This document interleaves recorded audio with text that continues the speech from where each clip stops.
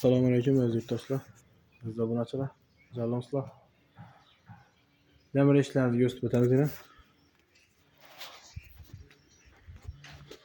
Taze işlem başladık. Yarma, yekki işlem başladık yine. Bular dükkançıların zakasları. Dükkançılar geleveredi. Xuda halası alıp satarlar geleveresler. Zakaslar ötüp beraberimiz zakaslarını rezmi taşıyıslar. Rezmilerini bersenize tiyar etip, kuruşa tiyar etip beremiz doğru. İki banksan kurup koyaresler yine.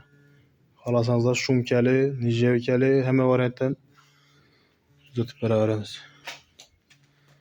Bular dükkançılarınki.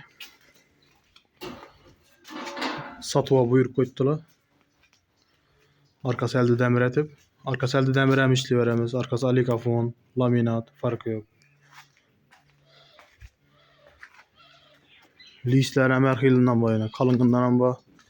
Arzarak variantlerin boyuna. Bular kalın hıyılı yine, tek iskiller. Bular yine bir arzarak hıyılı yine. Yukarı bular. Bular 08, bular 1-2.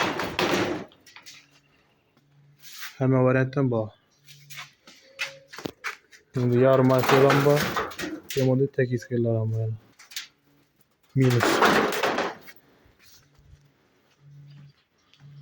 Geleveresle zakas bolsayna halan razmerde darvoza bam, eşik bam, yekki eşik memesini ötüp barib o'rnatib beramiz.